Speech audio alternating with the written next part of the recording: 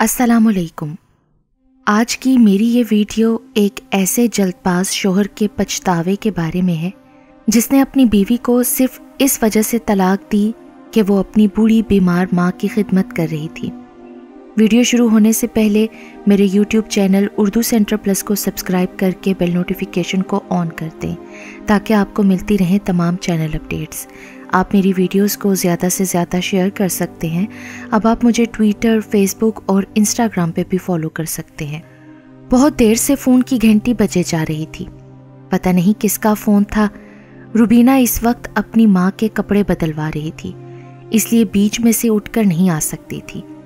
अव्वल तो वो इसकी माँ थीं जिनकी खिदमत उसका फ़र्ज़ था, दूसरे वो माजूर भी थीं तो कैसे उनको छोड़कर फ़ोन सुनती। वो अटेंडेंट के होने के बावजूद उनका हर काम अपने हाथों से करती थी और जन्नत कमा रही थी। अटेंडेंट सिर्फ उसकी मदद करती थी, यानी चीज़ें उठा कर देना, उनको उठाने बिठाने में सहारा देना, बाकी और काम वो अपने हाथों से करती थी। बहुत देर तक घंटी बजने के बाद अब फ़ोन बंद हो चुका था तो उसने सोचा कि काम से फारिग होकर नंबर देखकर खुद ही कॉल बैक कर लेगी। माँ को तैयार करने के बाद खाना खिलाया और अब काम करने वाली की मदद से बिस्तर साफ करके आराम से लिटा दिया। अब सब कामों से फारिग होकर उसने सोचा कि देखो किसका नंबर है, तो उसी वक्त फिर फ़ोन बजने लगा। उसने नंबर देखा, ये उसके शोहर आमिर का फ़ोन था जो अमेरिका में था। रुबीना को भी अमेरिका से आए हुए चंद ही महीने हुए थे। आमिर उसको बार बार फ़ोन करके वापस आने को कह रहा था, मगर वो अपनी माँ की बीमारी और माजूरी के सबब जा नहीं पा रही थी। इधर उसके शोहर और ससुराल वालों की एक ही रट थी कि वापस आ जाओ, अपना घर, शोहर और बच्चे देखो, माँ का कोई और इंतज़ाम कर लो। रुबीना की अम्मी की रुबीना के अलावा कोई और औलाद नहीं थी कि वो अम्मी को उनके पास छोड़कर जा सकती। वो बहुत परेशान थी। एक तरफ शोहर, बच्चा और ससुराल वाले थे, दूसरी तरफ बिल्कुल तन्हा, बीमार, मजबूर और माजूर माँ। वो कोई फ़ैसला नहीं कर पा रही थी। उसको कोई माली परेशानी नहीं थी। उसकी माँ की बहुत बड़ी जायदाद थी। उनकी 2 ही औलादें थीं, एक बेटा अहमर और बेटी रुबीना, और वो अपनी जायदाद दोनों बच्चों में तकसीम कर चुकी थीं। इसके बावजूद उनका अपना हिस्सा इतना था कि दिल खोल कर खर्च करने के बाद महंगा से महंगा इलाज भी हो रहा था, मगर उनको कोई फ़ायदा महसूस नहीं हो रहा था। होता भी कैसे, इतना बड़ा सदमा जो मिला था। एक ही बेटा था जो एक हादसे में अपनी जान गंवा चुका था। उनकी बीमारी की वजह उसी बेटे का सदमा था। बेटी परदेश में ब्याही हुई थी जो माँ की बीमारी की देखभाल और उनका गम बांटने आई हुई थी। अब उसका शोहर उसको वापस बुला रहा था। उसने फ़ोन उठाकर आहिस्ता से कहा, अस्सलाम वालेकुम। आमिर ने सलाम का जवाब दिए बगैर ही कहा, कब आ रही हो? आमिर, मैं इन हालात में कैसे आऊँ? मैं कुछ नहीं जानता रुबीना, बस हाँ या ना जवाब दो, आ रही हो या नहीं? आमिर, मेरी मजबूरी तो समझो। मैं अपनी माजूर और बीमार माँ को कैसे अकेला छोड़ दूँ? तुम्हारी हठधर्मी का नतीजा बहुत बुरा होगा रुबीना। आमिर, मैं हठधर्मी नहीं कर रही, मेरी मजबूरी की रट लगा रखी है तुमने। अपने घर की फिक्र नहीं? ठीक है आमिर, तुम दूसरी शादी कर लो, मैं तुम्हें खुले दिल से इजाज़त दे रही हूँ। मैं तुम्हारी नई बीवी के दरमियान नहीं आऊँगी। उसके लिए मुझे तुम्हारी इजाज़त की ज़रूरत नहीं मैडम, ना तुम्हारा एहसान चाहिए। मैं दूसरी तो क्या, हाँ, तीसरी और चौथी भी बेशक कर लो तुम आमिर, ये तुम्हारा शरई हक है। अच्छा, बड़ी शरह जानती हो तुम? हाँ, बहुत अच्छी तरह जानती हूँ, तुमसे भी ज़्यादा। ठीक है, फिर मुझसे कुछ मत कहना। मैं अब भी कुछ नहीं कह रही आमिर, मुझे तुम्हारी तन्हाई का एहसास है, इसलिए तुम्हें मशवरा दे रही हूँ कि तुम दूसरी शादी कर लो। तो फिर कहाँ जाओगी तुम? जहाँ अब हूँ। कब तक तुम्हारी माँ जिंदा रहेगी और कब मरेगी? आमिर ने निहायत बदतमीजी से कहा, जब तक अल्लाह चाहेगा वो जिंदा रहेंगी और जब चाहेगा अपने पास बुला लेगा उन्हें। तो उसके बाद भी मेरा अल्लाह मालिक है आमिर। तो फिर सुन लो, मैं तुम्हें तलाक देता हूँ। आमिर, प्लीज़ खामोश हो जाएं, आगे कुछ नहीं कहना। मैंने ऐसा तो नहीं कहा आपसे, और ना चाहा, खुदा के लिए आगे कुछ नहीं कहना। लेकिन आमिर खामोश नहीं हुआ। 3 बार तलाक का लफ्ज़ दोहरा कर पल भर में तमाम रिश्ते ख़त्म कर बैठा। रुबीना के हाथ से रिसीवर छूट गया और वो लहरा कर गिर गई और बेहोश हो गई। आमिर हेलो हेलो कहता रह गया। ایک لمحے کو اسے افسوس تو ہوا، مگر اس کے پیچھے کھڑی ماں، بہن اور بھابھی نے اس کو خوب شاباشی دی۔ انہی کے کہنے پر تو اس نے آج روبینہ سے اتنی سخت باتیں کی تھیں۔ تم نے بالکل ٹھیک کیا عامر، اب کرتی رہے اپنی ماں کی خدمت، ایسی ضدی عورتوں کا یہی انجام ہونا چاہیے۔ عامر کو پریشان دیکھ کر انہوں نے پھر شہ دی۔ شیطان بھی اس وقت کتنا ہنس رہا ہوگا، جو کام اس کو کرنا تھا حضرت انسان نے کتنی آسانی سے کر دیا۔ میاں بیوی کے درمیان رشتے کو بگاڑنے میں شیطان کا بہت بڑا کردار ہوتا ہے، مگر یہاں تو عامر کے اپنے مقدس رشتوں نے یہ پاکیزہ اور مضبوط بندھن توڑنے میں بہت بڑا کردار ادا کر دیا تھا، اور اب اس کی بربادی پر خوشی منا رہی تھیں یہ سب۔ کسی نے روبینہ کی مجبوری کو نہیں سمجھا۔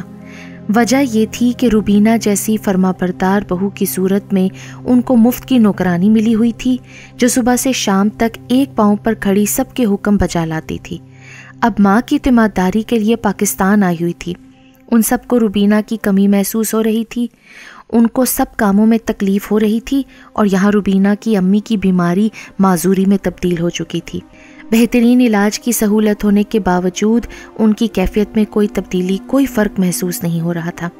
اب تو وہ چلنے پھرنے سے معذور ہونے کے علاوہ نابینا بھی ہو چکی تھی۔ اکلوتے بیٹے کی ناگہانی موت کا صدمہ ناقابل برداشت تھا، اور رو رو کر وہ اپنی آنکھیں بھی گنوا چکی تھی۔ روبینہ سوچ رہی تھی کہ اچھا ہوا امی اپنے ہوش میں نہیں ہے، ورنہ میری بربادی کا صدمہ ان کو زندہ رہنے نہیں دیتا۔ اب مجھے اپنا غم بھلا کر اپنی ماں کی خدمت کرنی ہے، ان کو سنبھالنا ہے۔ اسلم صاحب کا گھرانہ 4 افراد پر مشتمل تھا، محبت کرنے والی خوبصورت شریک حیات اور 2 پیارے پیارے بچے، احمر اور روبینہ۔ دونوں بچے ان کی جان تھے، وہ اپنی بیوی اور بچوں کے ساتھ بہت اچھی زندگی گزار رہے تھے۔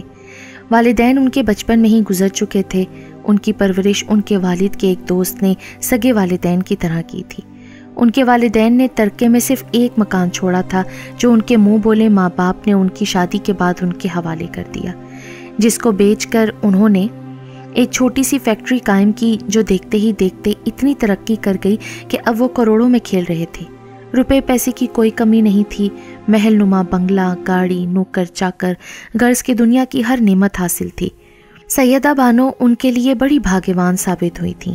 سیدہ بانو کی جتنی شکل خوبصورت تھی، ویسے ہی زندگی بھی خوبصورت گزر رہی تھی، لیکن یہ کسی کو نہیں معلوم تھا ان کی قسمت کی بدصورتی ان پر کتنا بڑا اثر ڈالنے والی ہے۔ سیدہ بانو بچپن ہی سے سوتیلی ماں کے ظلم کا شکار تھیں۔ انہوں نے کبھی اس کا اچھا سوچا نہیں تھا۔ یہی وجہ تھی کہ اسلم صاحب جیسے ایک معمولی فیکٹری ورکر سے شادی کر دی، مگر سوتیلی ماں کو یہ کیا پتا تھا کہ شادی کے بعد ان کے شوہر پر قسمت کتنی مہربان ہو جائے گی، ورنہ وہ اپنی سگی بیٹی کو اس سے نہ بیاہ دیتی۔ انہوں نے تو اس کی خوبصورتی سے خائف ہو کر ایک معمولی ورکر سے، جس کی تنخواہ بھی بہت کم تھی، جلدی جلدی رخصت کر دیا۔ شادی کے بعد اسلم صاحب کو ان کے منہ بولے والد نے جب ان کی امانت ان کے حوالے کی تو انہوں نے اس کو بیچ کر اپنا بزنس شروع کیا۔ ابتدا میں تو تولیے اور بنیان کی فیکٹری قائم کی، جو دیکھتے ہی دیکھتے گارمنٹس کی بہت بڑی کمپنی میں تبدیل ہو گئی، اور ان کو باہر کے ملکوں سے بھی آرڈر ملنے لگے، اور یوں وہ اپنی محنت، ایمانداری اور اچھی نیت کی وجہ سے بڑے بزنس مین بن گئے۔ جو بھی دیکھتا ان کی قسمت پر رشک کرتا کہ اتنے تھوڑے سے عرصے میں کتنی ترقی کر لی۔ سیدہ بانو کے ساتھ ان کی قسمت کی آنکھ مچولی جاری تھی۔ ایک معمولی آدمی کے پاس بیاہ کر آئیں، کہاں اب ان کو قسمت نے عروج پر پہنچا دیا۔ ان کو دنیا کی ہر چیز حاصل تھی، بہت مطمئن زندگی گزر رہی تھی کہ اچانک ان کا زوال شروع ہو گیا۔ ابھی بچے بہت چھوٹے تھے کہ شوہر ناگہانی حادثے میں چل بسے۔ عین جوانی میں وہ بیوہ ہو گئیں۔ پھر خود کو کیسے زمانے کی نظروں سے محفوظ رکھا، کیسے بھیڑیا نما انسانوں سے اپنی عزت بچائی، کس طرح لالچی اور دشمن رشتہ داروں سے اپنی دولت اور اپنے بچوں کو بچایا، وہ خیر ایک لمبی داستان تھی۔ انہوں نے بڑی سمجھداری، عقل مندی، خودداری سے خود کو سنبھالا، بزنس کے معاملات دیکھے، بچوں کو پروان چڑھایا، پڑھایا لکھایا، اور بڑے دھوم دھام سے بیٹے کی شادی کی۔ بیٹی بھی بیاہ کے امریکہ چلی گئی اور بیٹے نے باپ کا بزنس سنبھال لیا۔ دونوں بچے اپنی زندگی سے بہت خوش تھے، دونوں صاحب اولاد تھے۔ بیٹی ہر سال امریکہ سے ماں اور بھائی سے ملنے آتی تو خوب رونق ہو جاتی۔ سیدہ بانو اپنے فرائض بڑی خوش اسلوبی سے پورے کر چکی تھی۔ اب انہوں نے اپنی جائیداد بھی اپنی زندگی میں دونوں بچوں میں تقسیم کر دی تھی۔ اپنے لیے صرف شرعی حصہ رکھا تاکہ بچوں کی محتاج کبھی نہ ہو سکیں۔ सब कुछ बच्चों में बांट कर उन्होंने मुसल्ला संभाल लिया और अपने मालिक की हकीकी से दिल लगा लिया, मगर शायद उनकी अभी आजमाइश बाकी थी कि नौजवान और अकलौता बेटा अपने बाप की तरह ही छोटे छोटे बच्चों को छोड़कर ऐन जवानी में नागहानी मौत का शिकार हो गया। ना कोई बीमारी थी, ना कोई टेंशन या डिप्रेशन, बस रज़ाए इलाही। सैयदा बानो की दुनिया तो अंधेर हो गई। उन्हीं की तरह उनकी जवान बहू भी बेवा हो गई। ये बहुत बड़ा सदमा था जो वो झेल ना सकीं और बिस्तर पर पड़ गईं। उनसे ये सदमा बिल्कुल भी बर्दाश्त नहीं हो सका। बेटी भी उनका गम बांटने अमेरिका से आई हुई थी, मगर वो अपना घर और बच्चा छोड़कर कब तक रह सकती थी, इसलिए एक अटेंडेंट का इंतज़ाम करके वापस अमेरिका चली गई। इधर बहू ने अपनी इद्दत पूरी होने का भी इंतज़ार नहीं किया और अपना हिस्सा समेट कर उनको अकेले छोड़कर चलती बनी। सैयदा बानो को फिर एक नया गम मिल गया। वो बिल्कुल तन्हा हो गई। बहू ने बच्चों को भी मिलाने से इनकार कर दिया। इस सदमे ने उनको जिंदा दरगोर कर दिया और रोते रोते आंखों की रोशनी भी ख़त्म हो गई। रुबीना को जब खबर मिली तो वो फिर अमेरिका से आ गई और अब 4 महीने से वो अपनी माँ के पास थी। उनकी जी जान से खिदमत कर रही थी कि वो वापस ज़िंदगी की तरफ आ जाएं, मगर अब वो चलने फिरने से भी माजूर थी। रुबीना ने बहुत कोशिश की कि वो उनको अपने साथ अमेरिका ले जाए, मगर पता नहीं किस्मत को क्या मंजूर था कि उनको वीज़ा नहीं मिल सका और रुबीना उनको इस हालत में छोड़कर नहीं जा सकती थी। जिस माँ ने अपनी छोटी सी उम्र में बेवगी मिलने पर भी दुनिया वालों के सामने चट्टान बनकर अपने बच्चों की अच्छी परवरिश की, आखिर वो उस माँ को अकेला कैसे छोड़कर जा सकती थी। मगर आमिर और उसके घर वालों का इसरार था कि तुम वापस आ जाओ और अपनी माँ को किसी फलाही इदारे में दाखिल करा दो। तुम्हारी माँ के पास जो कुछ भी जायदाद है उसमें से अपना हिस्सा लेकर तुम वापस आ जाओ और अपनी माँ का हिस्सा उस इदारे के नाम कर दो ताकि वो उनकी देखभाल अच्छी तरह कर सकें। मगर रुबीना इसके लिए बिल्कुल तैयार नहीं थी। वो अपनी माँ को इस हालत में छोड़कर जाने का तसव्वुर भी नहीं कर सकती थी और आज इस सिलसिले में उसकी आमिर से तकरार हो गई थी, जिसके नतीजे में आमिर ने उसको तलाक दे दी थी। रुबीना को समझ में नहीं आ रहा था कि वो अपनी तलाक का सोग मनाए या माँ की मजबूरियों पर आंसू बहाए। इस बात को चंद ही दिन गुजरे थे कि सैयदा बेगम भी रुबीना को तन्हा छोड़ गई। रुबीना तो सदमे से गूंग हो गई। अब क्या होगा, मैं तन्हा कैसे रहूंगी? शोहर ने पाँव के नीचे से ज़मीन खींच ली थी और माँ का साया सर पर से उठ गया था। काश आमिर तुम फैसला करने में इतनी जल्दी ना करते, कुछ दिन तो मेरी मजबूरियों पर सब्र कर लेते। उस दिन पहली बार उसने दिल में आमिर से शिकवा किया। आमिर और उसके घर वालों से उसका रिश्ता तो टूट चुका था, मगर उसका अपने बच्चे से तो रिश्ता था। वो उसका बेटा था और वो उसकी माँ थी। काश अपने बेटे की माँ समझकर उससे कोई ताज़ियत कर लेता। वो तन्हा रह गई थी, इसलिए ऐसी बेतुकी सोचें उसको परेशान कर रही थीं। और फिर एक दिन उसकी साबका सास और नंदों का फ़ोन आ गया जो उसकी माँ के मरने पर ताज़ियत कर रही थीं, मगर नहीं, वो इंसानियत के नाते उससे उसकी माँ का अफसोस नहीं कर रही थीं, बल्कि उसको गलत साबित करके उसके रवैये पर इल्ज़ाम लगा रही थीं। तुम आमिर की बात मानकर वापस आ जाती ना। अपना शोहर, बच्चा और घर बार छोड़कर तुमने अपनी माँ की खिदमत की, फिर भी तुम्हारी माँ ना बच सकी। क्या था अगर तुम हमारी बात मानकर अपनी माँ को किसी फलाही इदारे में दाखिल कर देती तो तुम्हारा अपना घर तो नहीं टूटता ना। उनकी ज़िंदगी जब तक थी वो इदारे में भी जिंदा रहती। अब तुम तन्हा क्या करोगी? तुम्हारी जिद ने तुम्हारा सब कुछ ख़त्म कर दिया। तुम हमेशा के लिए बर्बाद हो गई हो। वो इसके ज़ख्मों पर नमक छिड़क रही थी। काश आमिर तुम भी एक फ़ोन कर देते, चाहे मेरी गलतियों का इल्ज़ाम ही लगाते। बेशक तुम्हारा रिश्ता तो अब कायम नहीं रहा, मगर मैं इतने अरसे तुम्हारी बीवी रही हूँ, तुम्हारे बेटे की माँ हूँ। इस रिश्ते से तुम मेरी माँ के मरने पर अफसोस के 2 लफ्ज़ तो बोल देते। फिर उसने खुद को समझाया, मुझे ऐसा नहीं सोचना चाहिए। मेरा अब उससे कोई रिश्ता, कोई ताल्लुक नहीं, और ताल्लुक तो उसकी भाभी ने भी नहीं रखा। वो भी तो सास के मरने पर आई ज़रूर थी, मगर अफसोस करने नहीं, बल्कि बाकी जायदाद का हिस्सा मांगने।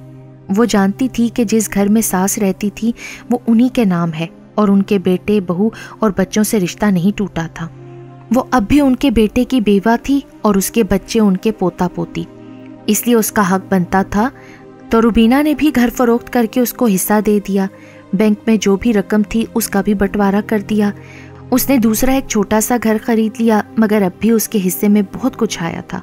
उसको कोई माली परेशानी का सामना नहीं करना पड़ा, मगर तन्हाई का बहुत बड़ा रोग लग गया था। وہ پڑھی لکھی تو تھی ہی، اس لیے اس نے ایک پرائیویٹ اسکول میں سروس کر لی، گھر کے کاموں کے لیے ایک میڈ رکھ لی جو اس کی ماں کی زندگی میں ان کے گھر میں تھی۔ اس طرح اس نے اپنی تنہائی کا علاج بھی کر لیا۔ زندگی میں پریشانیاں اور مصیبتیں تو آتی رہتی ہیں، تو اس سے صرف پریشان ہونے کی بجائے اگر اس سے نکلنے کا راستہ ڈھونڈ لیا جائے تو زندگی گزارنا آسان ہو جاتا ہے۔ روبینہ نے بھی اپنی حکمت عملی سے پریشانیوں سے نجات حاصل کر لی اور اپنے دکھوں سے سمجھوتا کر لیا۔ زندگی پرسکون ہونے لگی، مگر اب بھی اسے کبھی کبھی یہ خیال آتا کہ کاش عامر نے اسے طلاق نہ دی ہوتی۔ بے شک وہ دوسری شادی کر لیتا، مگر اس سے رشتہ تو نہ توڑتا۔ اسے اب بھی ایک موہوم سی امید تھی کہ شاید اسے کبھی اس کا خیال آ جائے اور فون کر کے اس کی خیریت پوچھ لے اور اس کی ماں کے مرنے کا افسوس کر لے۔ پھر ایک دن واقعی عامر کا فون آ گیا۔ وہ بہت دیر تک اس کی ماں کے لیے افسوس کرتا رہا، دعائے مغفرت بھی کی اور اس کا بھی حال پوچھا، اور روبینہ کی انا کو کافی تسکین ملی۔ وہ گمسم اس کی آواز سنتی رہی۔ پھر اس نے پوچھا، تو تم نے اب کیا سوچا ہے؟ کس بارے میں؟ اپنی زندگی کے بارے میں۔ تم تنہا کیسے رہو گی؟ تنہا رہ رہی ہوں، اسی طرح رہ لوں گی۔ میں کسی کی محتاج نہیں ہوں، اللہ کا لاکھ لاکھ شکر ہے مجھ پر۔ ابھی تو بہت زندگی پڑی ہے روبینہ، آگے کا کیا سوچا تم نے؟ عامر، یہ تو تم کو پہلے سوچنا تھا نا، تم نے مجھے موقع ہی کب دیا روبینہ؟ تم تو اپنی ضد پر اڑی رہی۔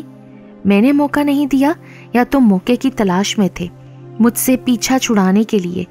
اور میں ضد نہیں کر رہی تھی، میں تو مجبور تھی۔ میں نے تمہیں بہت سمجھانے کی کوشش کی تھی، مگر اس وقت تم نے اپنی آنکھیں اور کان دونوں بند کر لیے تھے۔ اب تو تم نے گنجائش ہی ختم کر دی۔ اب تو مجھے فون مت کرنا عامر۔ دیکھو، گنجائش تو اب بھی نکل سکتی ہے نا، ہم اب بھی ایک ہو سکتے ہیں۔ تم شرع نہیں جانتے عامر کیا؟ اب کوئی راستہ نہیں، شرع نے ہی راستہ دکھایا ہے۔ وہ کیا؟ حلالہ۔ تمہارا دماغ خراب ہے، میں یہ کبھی نہیں کروں گی۔ تو پھر یہ کروڑوں کی جائیداد کیسے اکیلی سنبھالو گی؟ اوہ، تو یہ بات ہے۔ جبھی تو میں کہوں، تم نے پہلے میری کوئی بات نہ سمجھی نہ مانی، بلکہ رشتہ توڑنے میں 1 منٹ بھی نہیں لگایا، اور اس وقت میری ماں کے مرنے پر رسمی طور پر 2 لفظ بھی تم نے تسلی کے نہیں بولے، حالانکہ تمہارا فیصلے کرنے کے چند دن بعد ہی میری ماں کا انتقال ہو گیا تھا۔ تو میری بات سمجھ کر چند منٹ ہی انتظار کر لیتے۔ تو آج اچانک یہ ہمدردی کیسے ہو گئی تمہیں مجھ سے، اور میری فکر ستانے لگی؟ دراصل میری دولت دیکھ کر تمہاری رال ٹپکنے لگی ہے۔ دیکھو روبینہ، اکیلی عورت کا تنہا رہنا بہت مشکل ہے، پھر دولت مند عورت کا تنہا رہنا خطرے سے خالی نہیں۔ عامر بغیرتوں کی طرح اس کی بات کا برا مانے بغیر بولا، تم میری فکر مت کرو عامر، اب تم میرے کچھ نہیں لگتے۔ میں نے اپنی جائیداد ٹرسٹ کے نام کر دی ہے۔ یہ کیوں کیا تم نے؟ تمہارا بیٹا بھی تو ہے نا ایک، تمہاری جائیداد کا وارث موجود ہے روبینہ۔ تم میری اور میرے بیٹے کی فکر مت کرو، وہ تمہارا بھی تو بیٹا ہے اور تمہاری ذمہ داری ہے، تم ہو نا اس کے پاس۔ تم بہت بے وقوفی کر رہی ہو روبینہ، میں کچھ بھی کروں مگر میری جائیداد پر تمہارا کوئی حق نہیں، میں جو چاہے کروں۔ اب تم مجھے فون مت کرنا، میرے لیے غیر ہو، نامحرم ہو، لیکن میں اب بھی تمہارا محرم بن سکتا ہوں، تو میری بات تو غور سے سنو۔ نہیں، ہرگز نہیں، مجھے وہ قبول نہیں۔ تم ایک بار پھر اچھی طرح سوچ لو۔ عامر، تم نے سوچنے سمجھنے کا موقع ختم کر دیا ہے، مجھے تم سے اب کبھی بھی کوئی بات نہیں کرنی۔ روبینہ نے خود اعتمادی سے کہا اور فون بند کر دیا۔ اس کو حالات نے بہت مضبوط بنا دیا تھا، لیکن عامر اس کو آسانی سے چھوڑنے والا نہیں تھا۔ کچھ دنوں بعد اس نے پھر فون کیا۔ ہاں، تو کیا سوچا ہے تم نے؟ میں نے جو سوچا ہے تمہیں بتا دیا ہے، اور میں تم سے کوئی رابطہ نہیں رکھنا چاہتی عامر، یہ بھی بتا چکی ہوں، تو پھر تم نے مجھے فون کیوں کیا؟ مجھے تم سے کوئی بات نہیں کرنی ہے۔ روبینہ، خدا کے لیے فون نہیں بند کرنا، میری بات سن لو۔ تم اتنے عرصے میری بیوی رہ چکی ہو، تم مجھے اچھی طرح جانتی ہو، میں نے جو بھی کہا تھا غصے میں کہا تھا، میں تمہاری دوری برداشت نہیں کر پا رہا تھا، مجھے تم سے بہت محبت ہے، میں تمہیں بہت اچھی طرح جان چکی ہوں عامر، بس اب کچھ مت کہنا۔ اگر میں نے کبھی سوچا بھی تو تمہارے لیے نہیں بلکہ کسی اور کے لیے سوچوں گی۔ اول تو میں ایسا کبھی نہیں کروں گی، لیکن اگر کبھی دوبارہ گھر بسانا چاہ بھی تو وہ تم ہرگز نہیں ہو سکتے۔ میں کسی اور سے رشتہ جوڑ لوں گی، آزمائے ہوئے کو دوبارہ نہیں آزمایا جاتا۔ عامر کو جلانے کے لیے روبینہ نے کہا، اور تمہارے بیٹے کا کیا ہوگا؟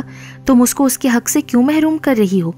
عامر کا غصے سے برا حال ہو گیا، وہ اس کی دولت سے اتنی آسانی سے دستبردار ہونا نہیں چاہتا تھا۔ اب اسے روبینہ نہیں بلکہ اس کے پیسے کی ضرورت تھی، اور روبینہ بہت اچھی طرح یہ بات سمجھ گئی تھی۔ تمہاری اطلاع کے لیے عرض ہے کہ تم نے میرے بیٹے کو بے شک مجھ سے جدا کر دیا ہے، مگر پھر بھی وہ میرے رابطے میں ہے اور میں نے اس کے لیے وصیت تیار کر لی ہے۔ مناسب وقت پر اس کا حق اسے مل جائے گا۔ تم چاہو تو میں اب بھی اس کا خرچ اٹھانے کو تیار ہوں، مگر تمہارے ہاتھ میں ہرگز نہیں دوں گی۔ روبینہ دوسری شادی ہرگز نہیں کرنے والی تھی، حالانکہ ابھی وہ بالکل نوجوان تھی۔ اس نے عامر کو ٹوٹ کر چاہا تھا، مگر اب اس کی اصلیت جان کر اس کے دل سے مرد نام کی شے ہی اتر چکی تھی۔ رشتہ تو پہلے ٹوٹ گیا تھا، اب کیا باقی بچا تھا؟ روبینہ نے اب اللہ سے لو لگا لی تھی، اب اسے دنیاوی سہارے کی ضرورت نہیں تھی، اس کے لیے اس کا اللہ ہی کافی تھا۔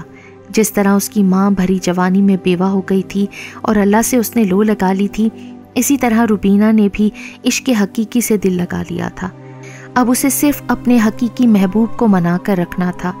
وہ اچھی طرح جان گئی تھی کہ مال اور اولاد دنیا کی زینت ہیں، باقی رہ جانے والے اعمال صالحہ ہیں، اور یہی بات اللہ نے قرآن میں کہی ہے۔ اللہ سے محبت کر کے وہ اپنے آپ کو بہت محفوظ اور مضبوط بنا چکی تھی۔ اب اسے کوئی نہ ڈر تھا، نہ خوف اور نہ پریشانی۔ واقعی جو اللہ کا ہو جائے اللہ بھی اسی کا ہو جاتا ہے۔ عشق حقیقی میں جو مزہ ہے وہ دنیا کی کسی چیز میں نہیں۔ روبینہ کو تو ہفت اقلیم مل چکی تھی، اور عامر دنیاوی نعمتوں سے محروم ہونے پر افسردہ تھا۔ اسے پچھتاوا ہو رہا تھا کہ کاش اس نے روبینہ سے جلد بازی میں رشتہ نہ توڑا ہوتا تو اس وقت وہ اس کی دولت پر عیش کر رہا ہوتا۔ اور یہ بات سچ تھی کہ کوئی دنیا نہ ملنے پر افسردہ تھا تو کوئی دنیا بنانے والے کو پا کر خوش تھا۔